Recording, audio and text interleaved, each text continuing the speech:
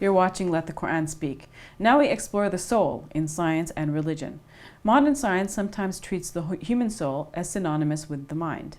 One is able to learn about the soul, then, by studying the human brain. But are we more than our brains?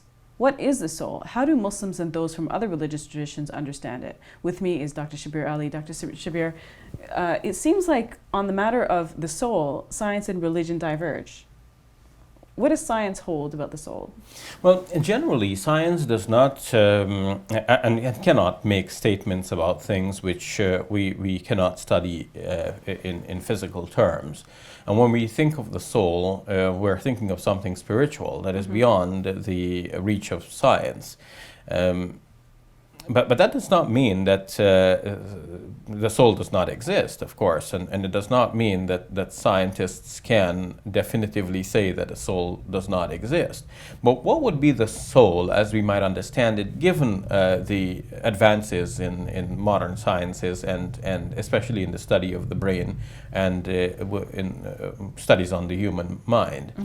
Dr. Keith Ward of Oxford University, a philosopher, has written a book entitled Defending the Soul, and in that book he deals with the soul as a sort of an emerging property of the brain. So it is somehow rooted in the brain, in so much as the brain is the seat of human thought and emotions, and that reflects the personality that we are.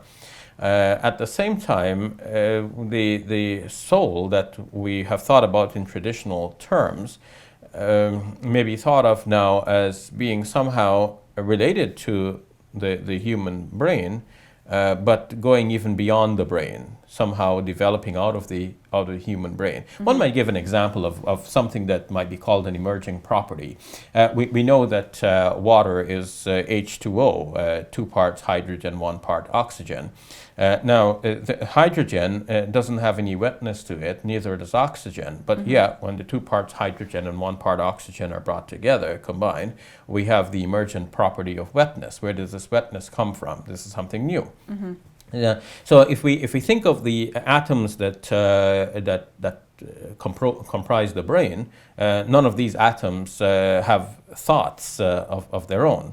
Not the kinds of thoughts anyway that we associate with human thinking. But all of these atoms together, the brain comes together, and somehow there is this emerging thought.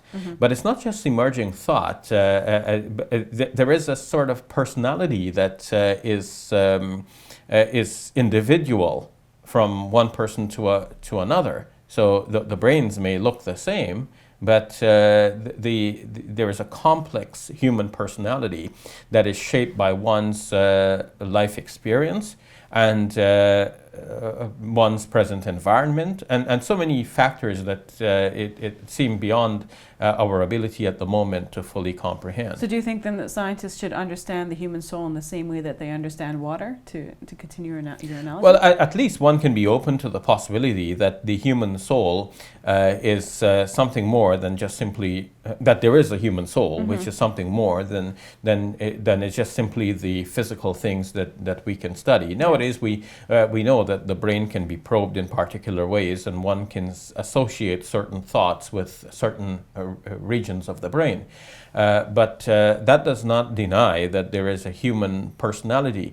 It seems to me that all we need to say in religious terms is that there is a human personality that develops and grows, that evolves and is shaped by one's life experiences, and that human personality is accountable to God for its own present shaping and development, so that God will be asking this person, why were you like this and not that? Why did you stop the evolution of your personal development at that particular state? Or why did you diverge from a path that was clearly open to you for personal development and growth and closeness with God, and you turned away to things which are evil and wicked and foul?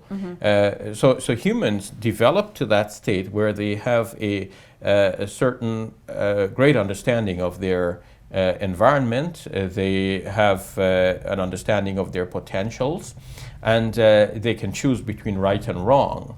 it is all of this together that traditionally we have referred to as the human soul, except that we have thought of the human soul as something that is somehow breathed into the human being. It's interesting because in Islam, or in the Islamic tradition, the soul is breathed in after the body begins to be formed.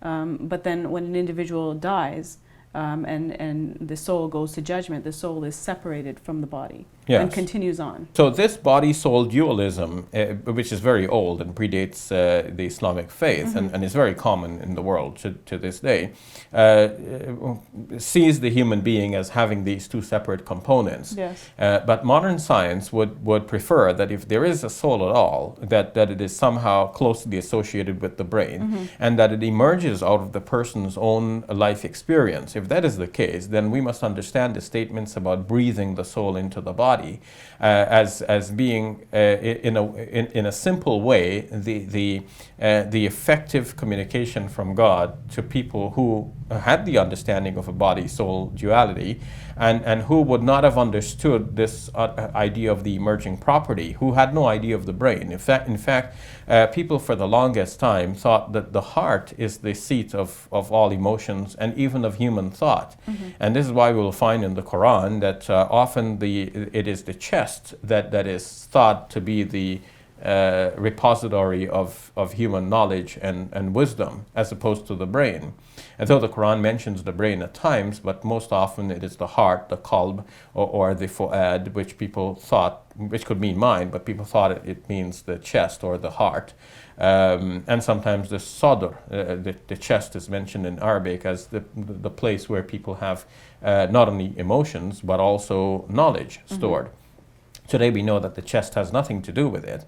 And one might say, well, it must be the spiritual body that is somehow like this, the spiritual heart, the spiritual chest, and so on, that is the repository of knowledge. But it's not necessary to go in this direction. It is important to see that God, in communicating the ideas to people at the time, would have had to use simple language that would, in a way, motivate people to do what the Quran is calling on them to do, without going into details of these higher discussions on philosophy, which in the end may not necessarily lead them practically to where God wanted to lead them, but may actually cause them to reject the message altogether as being incomprehensible, even in their terms, worthy of absolute rejection.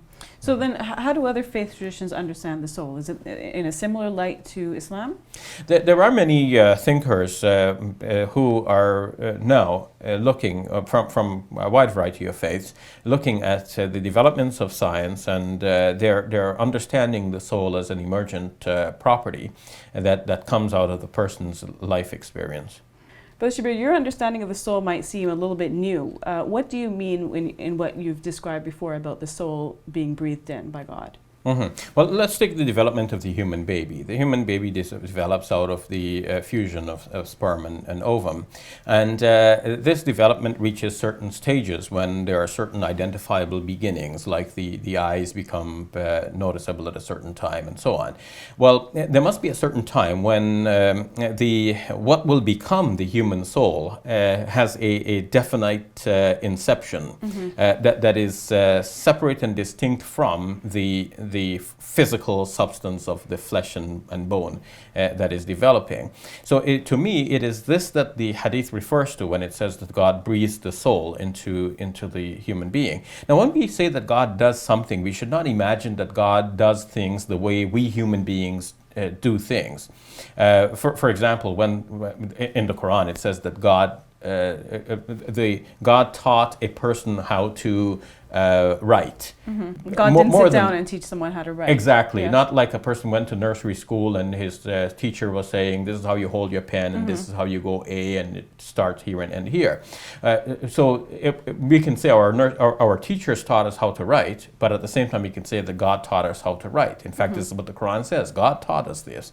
Well, God does things, but not in the same way that human beings do the things. And in fact, there could be some natural explanation for the way in which things happen, and still the Quran says that God does the thing.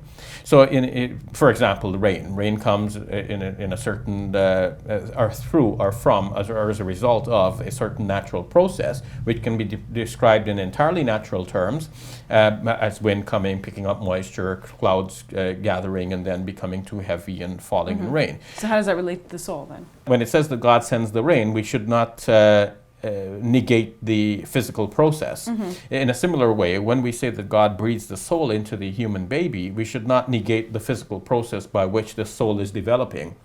What we should understand, therefore, is that when it says God breathes the soul into the baby at a certain time, what it's referring to is that this is the time when that which would develop into the ultimate human personality, this individual, that has reached a certain identifiable stage that it could be called a human soul at this time.